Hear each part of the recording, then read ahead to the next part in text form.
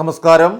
ഇന്ന് രാജ്യം ചർച്ച ചെയ്യുന്ന വളരെ പ്രധാനപ്പെട്ട ഒരു വിഷയം, അത് ഒരു രാജ്യം ഒരു തെരഞ്ഞെടുപ്പ് ബില്ലാണ്. അതിനെ ചുറ്റിപ്പറ്റി പാർലമെന്റിൽ അരങ്ങേറുന്ന പ്രതിഷേധങ്ങൾ, കോലാഹലങ്ങൾ, ബഹളങ്ങളൊക്കെ തന്നെ ഇപ്പോൾ രാജ്യം ചർച്ച ചെയ്യുകയാണ്. ഒരു രാജ്യം ഒരു തെരഞ്ഞെടുപ്പ് ബില്ല് അത് പാസ്സാക്കിയെടുക്കാനായിട്ട് BJPക്ക് സാധിക്കുമോ എന്നതാണ് ഇന്ന് രാജ്യം മുഴുവൻ ഇപ്പോൾ ഉറ്റുനോക്കുന്നത്. ഒറ്റയ്ക്ക് ഭരിക്കാനുള്ള ഭൂരിപക്ഷം പോലുമില്ലാത്ത BJPയെ സംബന്ധിച്ച് ഈ ബില്ല് അവതരിപ്പിക്കാൻ ഇപ്പോൾ സഖ്യകക്ഷികളുടെയൊക്കെ തന്നെ കാല് പിടിക്കേണ്ട ഗതികേടിലാണ് BJP. ഭരണഘടനാ ഭേദഗതി ബില്ലുകൾ അവതരിപ്പിക്കാനുള്ള പ്രമേയം ലോക്സഭയിലെ ഭൂരിപക്ഷം കൊണ്ട് നേടിയെടുത്തുവെങ്കിൽ പോലും ബില്ല് പാസ്സാക്കാനായിട്ട് ഈ ഭൂരിപക്ഷം പോരാ എന്ന് ഇന്ത്യ സഖ്യം BJPയെ ഓരോ നിമിഷവും ഇപ്പോൾ ഓർമ്മിപ്പിച്ചുകൊണ്ടിരിക്കുകയാണ്.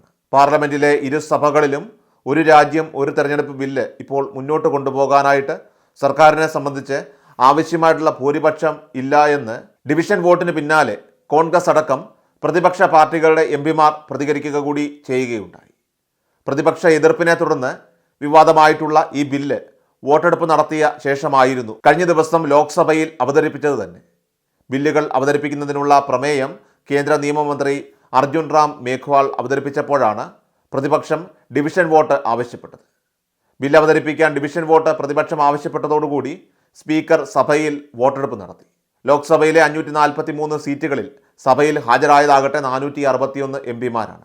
ഡിവിഷൻ വോട്ടിൽ പങ്കെടുത്തതിൽ ഇതിൽ 263 പേർ ബില്ലിനെ അനുകൂലിച്ച് വോട്ട് ചെയ്തപ്പോൾ അതിൽ 198 പേർ എതിർത്ത് വോട്ട് രേഖപ്പെടുത്തുകയായിരുന്നു.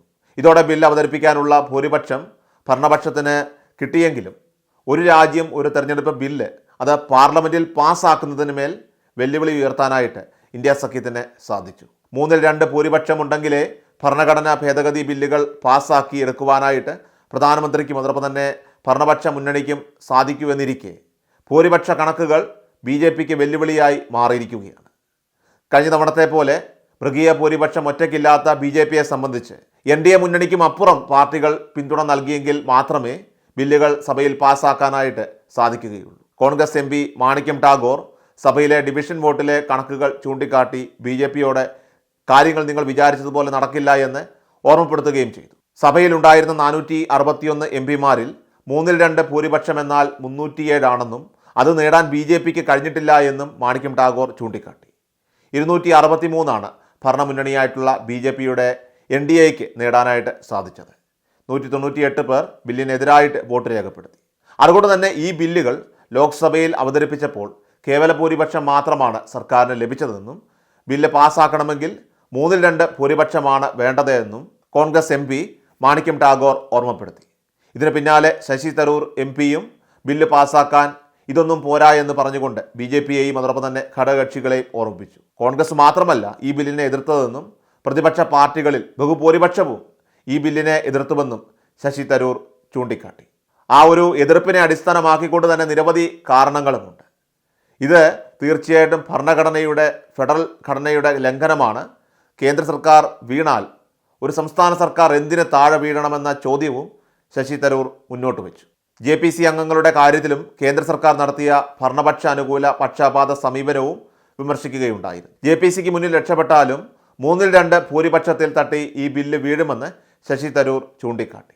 പ്രതിപക്ഷ പ്രതിഷേധങ്ങൾക്കിടയിൽ കേന്ദ്ര നിയമമന്ത്രി അർജുൻ റാം മേഘ്വാൾ ബില്ല് അവതരിപ്പിക്കുകയും സംയുക്ത പാർലമെന്ററി സമിതിയുടെ ചർച്ചകൾക്കായിട്ട് വിടാൻ പ്രധാനമന്ത്രി നരേന്ദ്രമോദി നിർദ്ദേശിച്ചിട്ടുണ്ടെന്ന് തുടർന്ന് സംസാരിച്ച ആഭ്യന്തരമന്ത്രി അമിത്ഷാ അറിയിക്കുകയും ചെയ്തിട്ടുണ്ട്. ബില്ല് ആമുഖത്തിന് പിന്നാലെ പ്രതിപക്ഷത്തിൻ്റെ അതിരൂക്ഷമായിട്ടുള്ള പ്രത്യാക്രമണവും ഭരണപക്ഷത്തിന് നേരെ ഉണ്ടായി.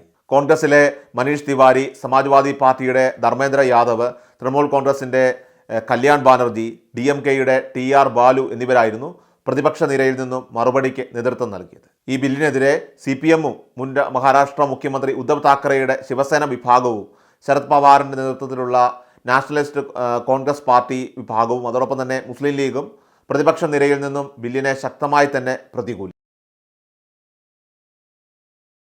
എല്ലാ ദിവസവും വാർത്തകൾക്കായി സബ്സ്ക്രൈബ് ചെയ്യുക, ഫോളോ ചെയ്യുക. വാർത്തകളുടെ നോട്ടിഫിക്കേഷനായി ബെൽ ഐക്കൺ എനേബിൾ ചെയ്യുക. Please subscribe our channel.